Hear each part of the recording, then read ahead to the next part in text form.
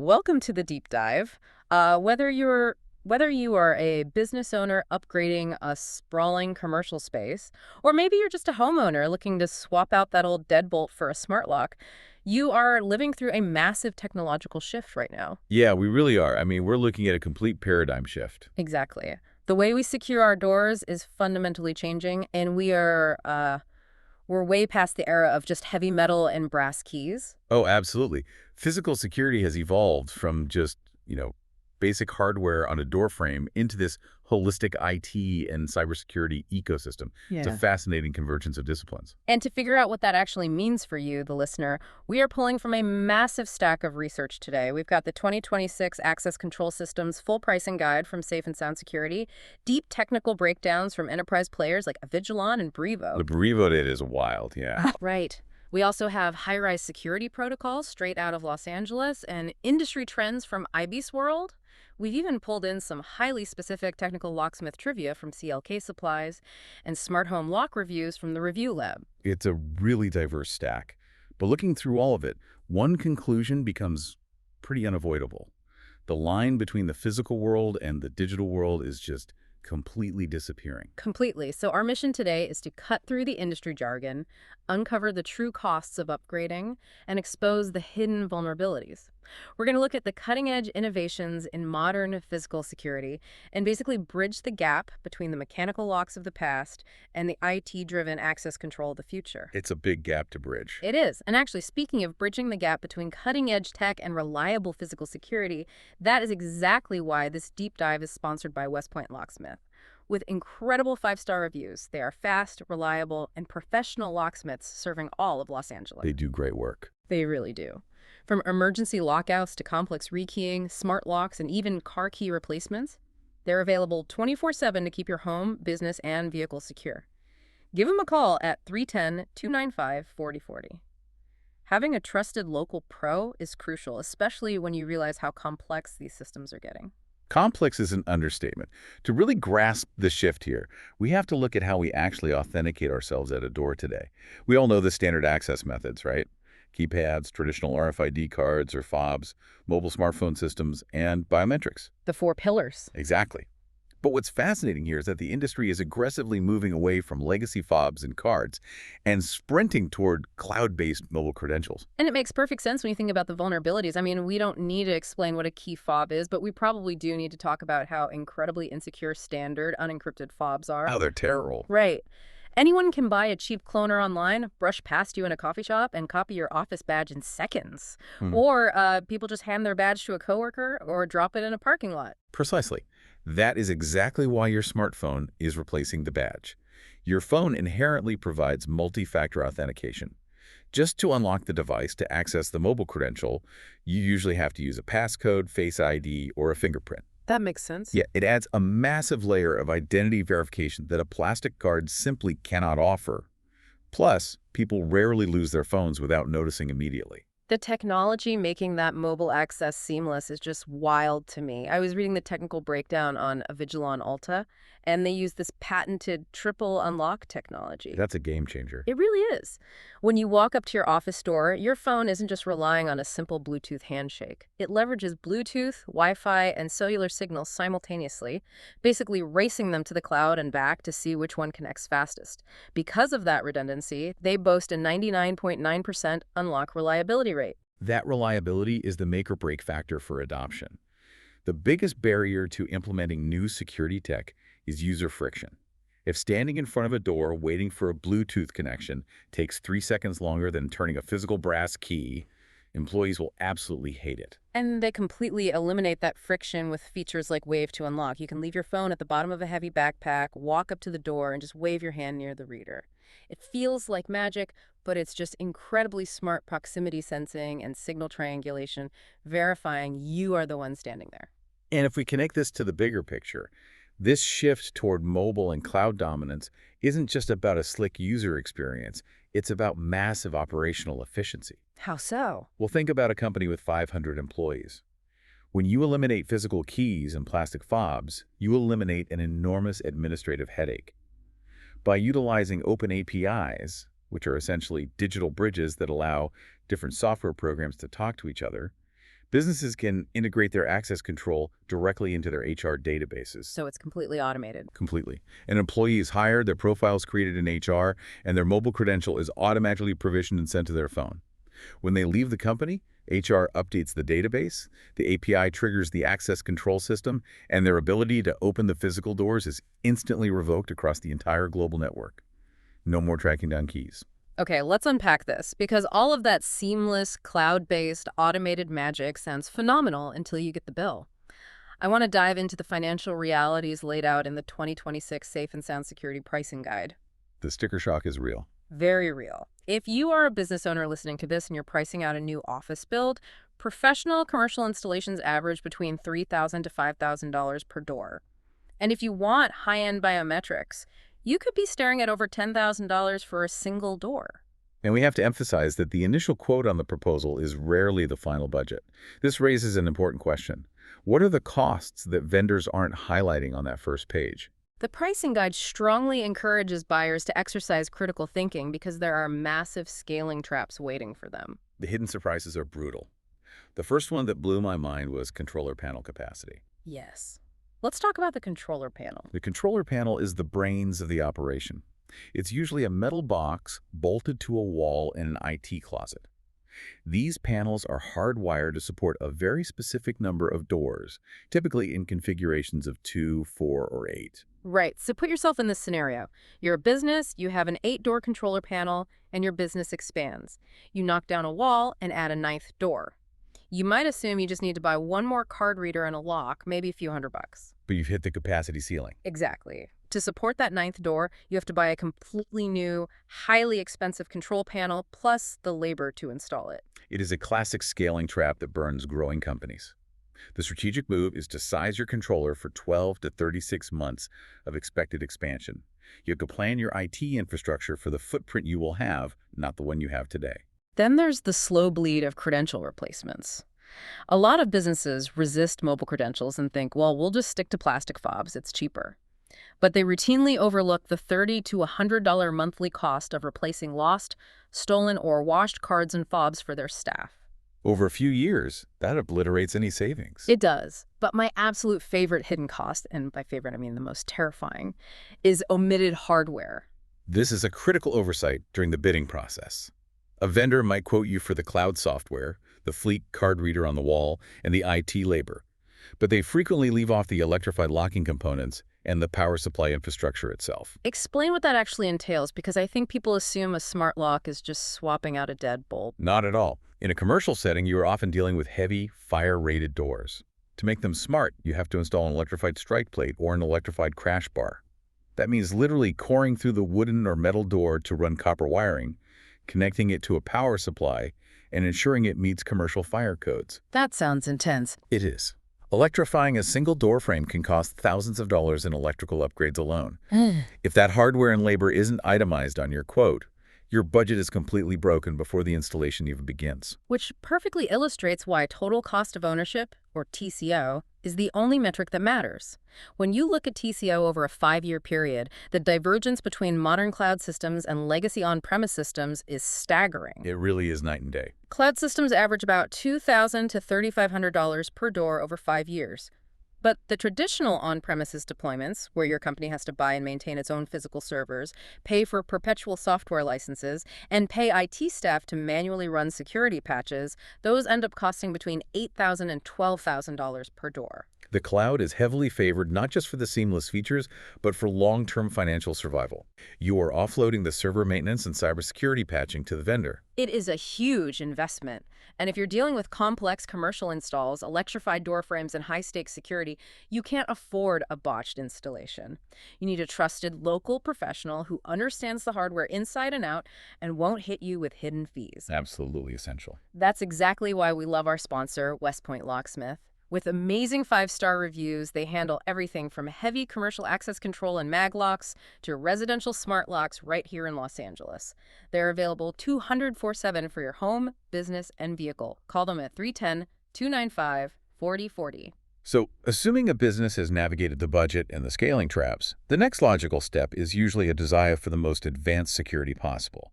And that inevitably leads the conversation to biometrics. Right, the real futuristic stuff. Fingerprint scanners, facial recognition, iris scanning. The LA high-rise security protocols we reviewed feature this heavily in tech startups and executive suites. It sounds like the ultimate foolproof security. It is exceptionally secure. But what's fascinating here is that every piece of industry data explicitly advises against putting biometrics on every single door in a building I found that so surprising. If it's the most secure, why wouldn't you want it everywhere? because of severe operational inefficiency. Think about the enrollment process. To get an employee into a biometric system, an IT administrator has to sit with them, capture multiple angles of their face, or scan several fingerprints, test it, and link it to their profile. That takes upwards of 15 minutes per employee. Oh, wow. So if you're a mid-sized company with 100 employees, that is over 25 hours of pure administrative IT time just to let people walk into the building. It's like setting up a mini DMV in your HR department. Exactly. It is a massive bottleneck, especially with normal employee turnover. The strategic approach is a hybrid security model. You use those highly convenient, fast mobile credentials for the standard high-traffic doors, the main lobby, the break room, the general office spaces. Then you reserve biometrics strictly for the 2 or 3 highest risk access points. Like the server room. Server room, an executive suite, or an R&D lab. Here's where it gets really interesting, though. Once you deploy biometrics, you trigger a completely new arms race against people trying to trick the system. The technical breakdowns focus heavily on liveness detection. Liveness detection is crucial. It is the technology built into facial recognition or fingerprint scanners to ensure they are analyzing a living, breathing human being. Without it, someone could just hold up a high-resolution photograph from your LinkedIn profile or wear a 3D printed mask, and the system would unlock the door. And to support that level of sophisticated processing, physical security can no longer be siloed. It requires deep IT integration. We touched on Active Directory earlier, but these access systems also integrate with your HVAC system to automatically adjust heating and cooling based on room occupancy. Which saves a ton of money. Yes. But the most critical integration, according to the LA high-rise protocols, is with video surveillance. This is a major point. Installing security cameras isn't just about putting them anywhere and hoping you catch something. They need to be strategically placed to protect your business, employees, and assets. Access control and video surveillance must be treated as a single, unified system. Because if a door denies a biometric scan or someone tries to force a lock, you don't just want an alarm log, you want visual proof. Precisely. If we look at the best practices for camera placement, there are key areas every business must cover. Entrances, exits, reception areas, and lobbies are obvious. You also need coverage in high-traffic zones, hallways, and your cash registers or points of sale. But where businesses fail is the blind spots. The areas people overlook until it's too late. Right. Stairwells, storage rooms, side doors, loading docks, warehouses, and parking lots. These are incredibly vulnerable areas. A comprehensive security strategy requires identifying these weak spots before installing cameras. And you have to account for environmental factors, right? Weatherproofing for outdoor cameras and dynamic lighting adjustments so nighttime surveillance isn't just a blurry dark screen. Yes. When you integrate cameras with access control, alarms, and motion sensors into a centralized monitoring dashboard, you aren't just recording events. You're creating a proactive defense. Smart camera placement isn't just about surveillance. It's about prevention, accountability, and giving your security team the tools to act quickly when something happens. Right. If an unauthorized person tailgates behind an employee through a side door, the camera logs it, flags the access control system, and alerts security instantly. It's all connected. But that connectivity introduces a profound new vulnerability. One of the most critical insights from the enterprise security protocols is the intense focus on cybersecurity for physical infrastructure. We are talking about heavy physical doors here, but smart buildings now require encrypted networks. This raises an important question. If your physical door is connected to the internet, who can open it? The guidelines stress the absolute necessity of multi-factor authentication, or MFA, for the IT administrators managing these systems. That makes total sense. It's critical. If a hacker in another country compromises the credentials of your facility manager, they don't need to pick a lock or break a window. They can just log into the dashboard, click a button, and digitally open every physical door to the building. Cybersecurity is now physical security. That is genuinely terrifying, but it makes perfect sense. Now, I want to scale this down a bit. We've talked a lot about enterprise integrations, loading docks, and IT closets, but this exact same technology is bleeding straight into the residential market. I was watching YouTube reviews from the Review Lab on modern smart locks for your home, and the innovation is incredible. The residential market is essentially taking enterprise-level convenience and condensing it into a single piece of hardware for your front door. Oh, totally. Let's look at the Acora U100. This lock is incredibly packed. It supports Apple HomeKey, which means you can unlock your front door just by tapping your iPhone or Apple Watch against the deadbolt using the exact same encrypted NFC tech you use for Apple Pay. It holds up to 50 different fingerprints, and it has an IP65 weatherproof rating. That's robust. Very. But my absolute favorite feature is the failsafe. It has an emergency USB DC charging port hidden on the bottom. That is a brilliant solution to the most common anxiety people have about smart locks, which is battery failure. Right. If the AA batteries completely die while you are on a 2-week vacation, you aren't locked out of your house. You literally just plug a standard portable phone power bank into the lock, and it gives it enough instant juice to verify your fingerprint and let you in. It's elegant, but it approaches the power problem very differently than other models on the market. Yeah, compare that to the UFOR Video Smart Lock. UFOR just brute forces the battery issue. They built a massive 10,000 milliamp hour rechargeable battery into the unit. But the real selling point is the integration we were just talking about. It features a built-in 2K camera. Merging the hardware. Exactly. It essentially replaces your doorbell, your security camera, and your deadbolt with one device. You can visually verify who is at your door in high definition and unlock it for them from anywhere in the world. It is the perfect microcosm of the commercial trends. Video surveillance and access control merged into a single, unified device just applied to a suburban front door. Now, with all this talk about cloud servers and 2K cameras, I was actually geeking out over this one detail in the CLK Supplies notes. I want to contrast this digital era with the mechanical legacy that locksmithing is built on. There is a deeply specific analog tool called a plug follower. A classic tool. When a locksmith is rekeying a lock, they have to remove the cylinder. If they just pull it out, all the tiny top pins and springs inside the lock housing will go flying everywhere, ruining the lock. So they push this cylindrical tool, the plug follower, through the housing to keep all those springs compressed while they work on the core. It is a staple of the trade.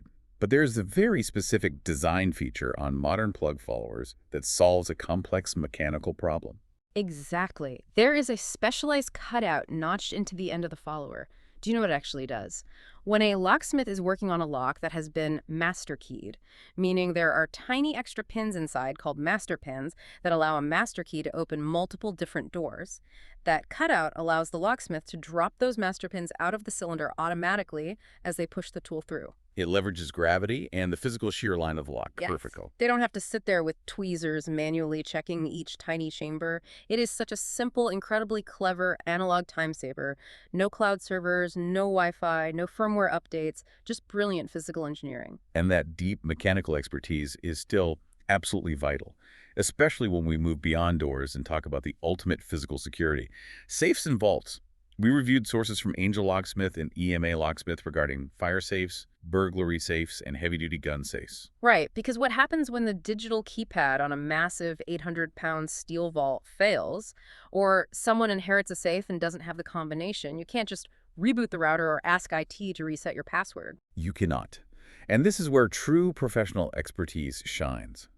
When a high-security safe is locked down, professional safecrackers do not just take a plasma cutter to the door or pack it with explosives like in a movie.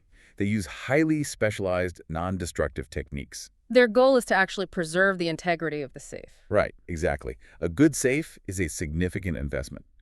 Professionals use diagnostic tools like borescopes. They utilize manual dial manipulation by feeling for the mechanical friction of the wheels inside the lock. And if they must drill, they use precise drilling templates to hit the exact mechanical weak point of the lock housing. That is so precise. It has to be. Once the safe is open, that tiny drill hole can be plugged with a hardened steel pin, the lock is replaced, and the safe remains a fully functional, highly secure piece of hardware rather than a ruined, useless metal box. So what does this all mean? We've gone from analyzing the TCO of enterprise cloud systems and waving an iPhone at an office door to the strategic placement of security cameras and loading docks, all the way down into master pins and non-destructive safe cracking. If we synthesize everything we've explored today across these sources, the overarching theme is that physical security is no longer an isolated discipline. The era of slapping a padlock on a door and handing out a simple brass key is giving way to a dynamic, deeply integrated network. It's incredible. To truly secure a space today, whether it's a suburban home, a retail storefront, or a sprawling commercial high-rise, requires as much IT strategy, network planning, and software management as it does heavy mechanical hardware. It is a brave new world for the humble door. It really is. And it leaves us with something incredibly important to consider, something that goes beyond just the hardware and the software. As our physical access becomes entirely dependent on cloud servers, digital identity management, and specifically biometrics, what happens to your physical identity when the corporate landscape shifts? What do you mean? Well, if you scan your face and your fingerprints to access a high-tech co-working space, and that startup goes bankrupt, or the building is sold to an overseas conglomerate who legally owns the servers holding your biometric data, when the key to the building is literally your face, the most critical security question of the future might not be who can get to the door, but who owns the digital mold of the key itself. Wow. That is a heavy reality to think about the next time you casually wave your hand or scan your face to get your morning coffee at the office. Well, a big thank you to West Point Locksmith for sponsoring this deep dive. Remember, for fast, reliable, and professional locksmith services in Los Angeles, backed by incredible 5-star reviews, call 310-295-4040. They are available 24/7 for emergency lockouts, complex commercial rekeying, smart lock installations, and car key replacements to keep your home, your business, and your vehicle truly secure. Thanks for listening, and we'll see you on the next deep dive.